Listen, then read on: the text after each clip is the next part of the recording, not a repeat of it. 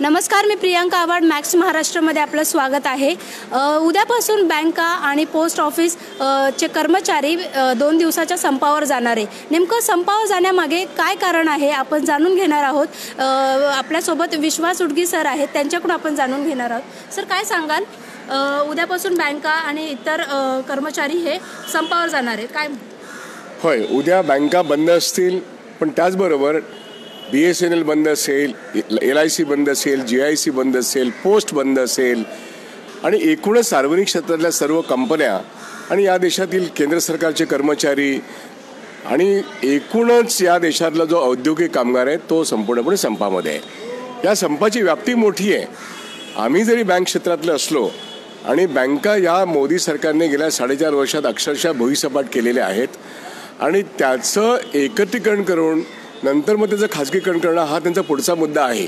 आणि आत्ता तुम्ही बघितलं असेल की केंद्र सरकारच्या कॅबिनेटमध्ये 3 बँकांचं मर्जर मंजूर त्यांनी केलं, पण ते मर्जर मंजूर करून विलिनीकरण मंजूर करून एक जी नवीन बँक निर्माण करतात ती अत्यंत वीक आहे. म्हणजे 3 बँका ज्या होत्या चांगल्या त्या बंद करून एक अत्यंत वीक नवीन बँक निर्माण करणं हे जर या देशाच्या सरकारचं डोकं असेल तर सामान्य खातेदारांचं, ठेवीदारांच्या ठेवींचं केवढं मोठं नुकसान होतं आहे याची कल्पना कोणीच करू शकत नाही अशी परिस्थिती आहे. लोकांच्या नोकऱ्या जातील, नवीन रोजगार निर्माण होणार नाही हे तर आहेच, पण तो बँकांचा विस्तार या देशामध्ये खेडोपाडी करण्याच्या ऐवजी बँकांचा संकोच करणं ही जी काही वृत्ती आहे गेल्या 4.5 वर्षात या सरकारने दाखवली आहे. आणि आपण बघतोय की मोठ्या कर्जबुडव्यांची जवळजवळ 18 लाख कोटी एवढी कर्ज वसूल करायची ऐवजी ती कर्ज माफी होते. उदाहरणार्थ 80,000 कोटी रुपये वसूल केले म्हणून जेटली सांगतायत, आपण किती लाख कोटीमधून केले? मी तुम्हाला सांगतो, रिझर्व्ह बँक ऑफ इंडियाने 9 लाख कोटीची एकूण कर्ज ही वसुली करता रिझर्व्ह बँक ऑफ इंडियाच्या नॅशनल कंपनी लॉ ट्रायब्युनलमध्ये दिली, इन्सॉल्व्हन्सी बँकिंग बँकसेफ्टी कोर्टमध्ये.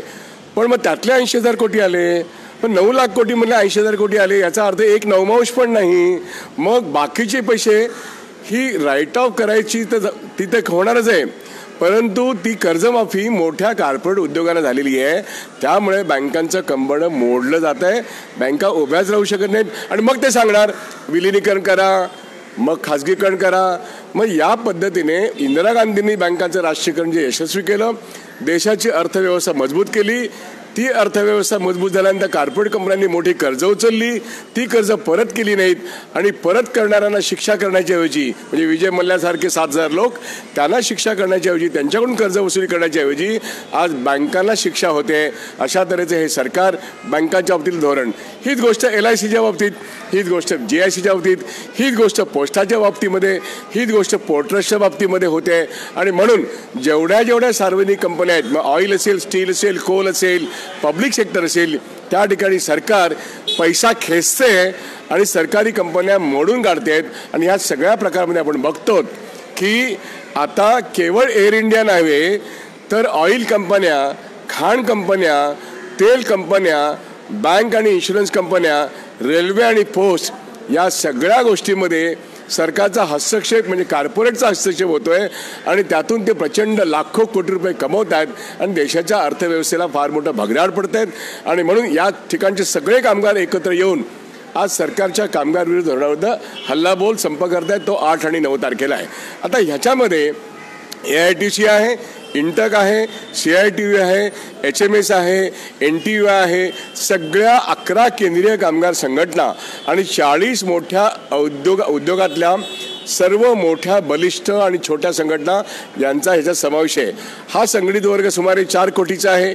पण असंघटित म्हणून ज्याला आपण समजतो तो आपण असं म्हणूया की अंगणवाडी, आशा वर्कर्स हे असंघटित आहेत, पण आता ते संघटित झालेत आणि या संघटितांची ताकद आज जवळजवळ 25 कोटी लोक मिळून उद्याच्या संपामध्ये आहेत, परवाच्या संपामध्ये आहेत. आणि उद्या दिल्ली ते गल्ली सर्वत्र मोठमोठे मोर्चे निघणार आहेत.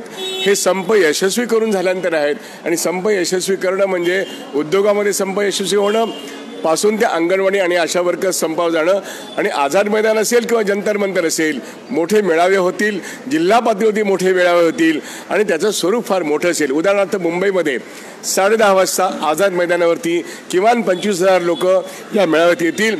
त्या ठिकाणी इंटकचे RMMSचे लोक येतीलच, पण हिंद मजदूर सभा, आयटक, CITU, NTUI या केंद्र सरकारचे कर्मचारी, राज्य सरकारचे कर्मचारी, पोर्ट ट्रस्टचे, बँकांचे सगळे लोक त्या ठिकाणी सकाळी 10 पासून येणार आहेत. सुमारे 3 तास ही सभा होईल.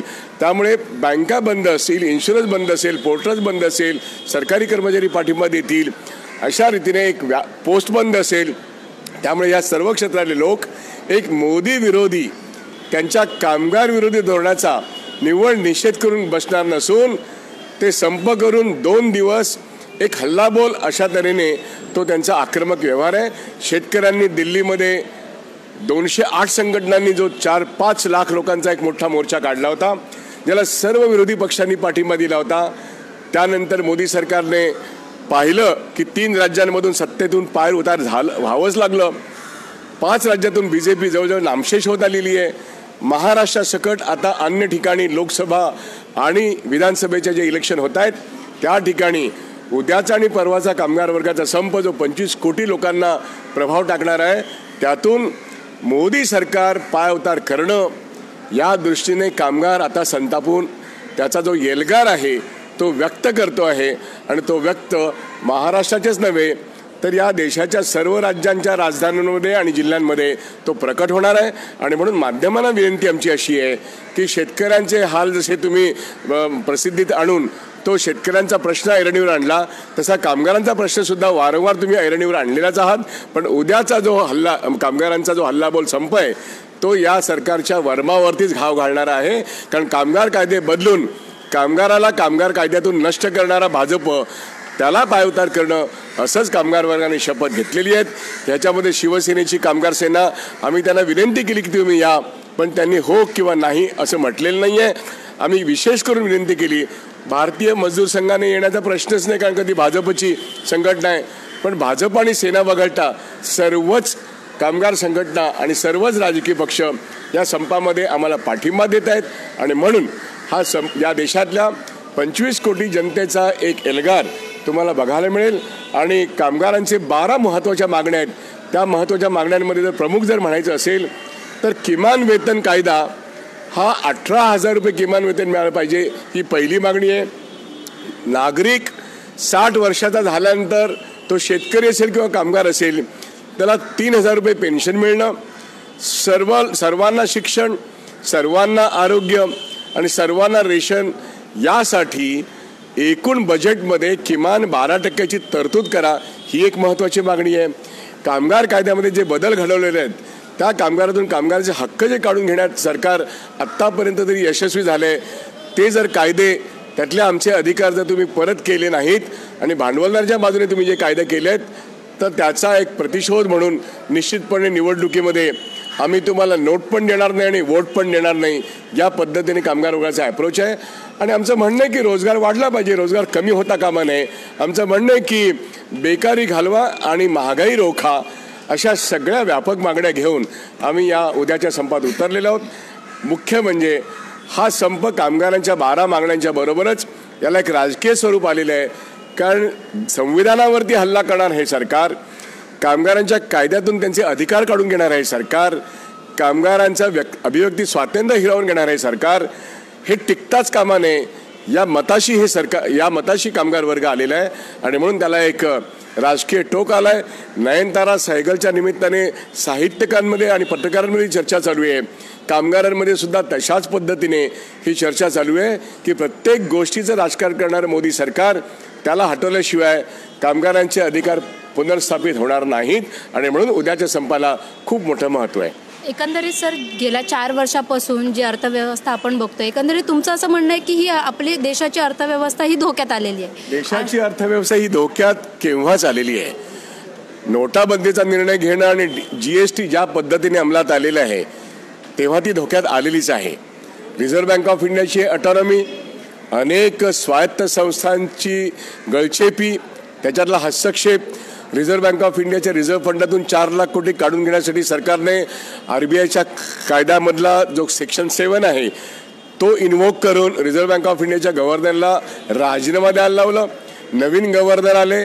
नवीन गव्हर्नरच्या कडून 4 लाख कोटी कसे वसूल करता येतील लोकप्रिय घोषणा करण्याकरता म्हणून जो दबाव आहे, याही गोष्टी पुरेशा बोलक्या आहेत.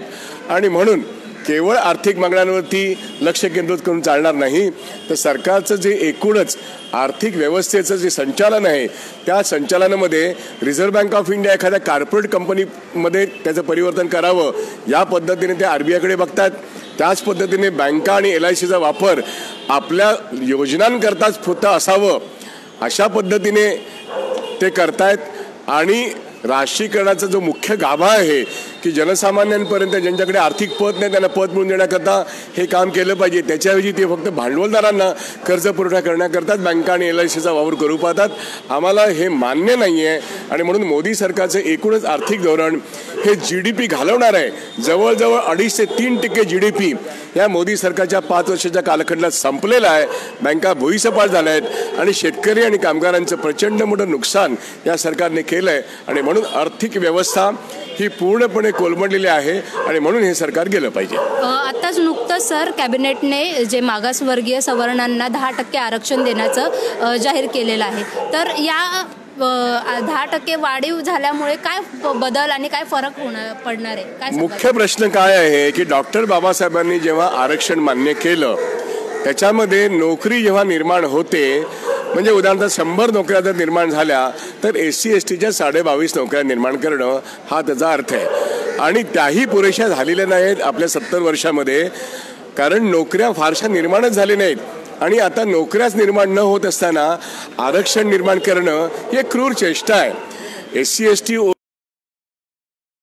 आरक्षणाची गरज आहे हे सर्व मान्य आहे, पण मुख्य प्रश्न रोजगार निर्मिती सरकारकडून होणं ही होतच नाहीये ना. म्हणजे भाकरी जोपर्यंत मोठी आकाराची होत नाही तोपर्यंत भाकरीचे तुकडे कसे करायचे ह्याचं गणित कसं मांडायचं. आरक्षण म्हणजे भाकरीचे तुकडे ज्यांना दिले पाहिजेत त्यांना दिलेच पाहिजेत. पूर्ण भाकरी निर्माण होतच नाही तर भाकरीचे तुकडे निर्माण करण्याच्या गोष्टी कसल्या करतायत, ही एक क्रूर चेष्टा आहे. म्हणून रोजगार निर्मिती करा. आणि रोजगार निर्मिती होत नाही अशा वेळेस आरक्षण हे कागदावरच राहतं आणि आरक्षण हा भावनिक प्रश्न बनतो आणि मग तो जातीय तेढ किंवा धार्मिक तेढ निर्माण करण्यासाठी निर्माण होतो हे स्पष्ट दिसते. मुळामध्ये नोकऱ्या निर्माण होणं ही समाजाची गरज आहे आणि ती गरज सरकारने भागवणं हे घटनेप्रमाणे सरकारचं काम आहे आणि सरकार ते करत नाही आहे आणि म्हणून हे सरकार गेलं पाहिजे. नक्कीच सर, तुम्ही आमच्याशी संवाद साधला त्याबद्दल धन्यवाद. तर सरांनी ज्या पद्धतीने सांगितलं की ह्या सरकारने फक्त नागरिकांची चेष्टा करण्याचं काम केलेलं आहे, त्यामुळे उद्या बँकेचे कर्मचारी, पोस्टाचे कर्मचारी, इतर कर्मचारी हे मोदी सरकार विरोधात एक संप पुकारत आहेत. तुर्तास आपण इथंच थांबूया. धन्यवाद. मॅक्स महाराष्ट्र.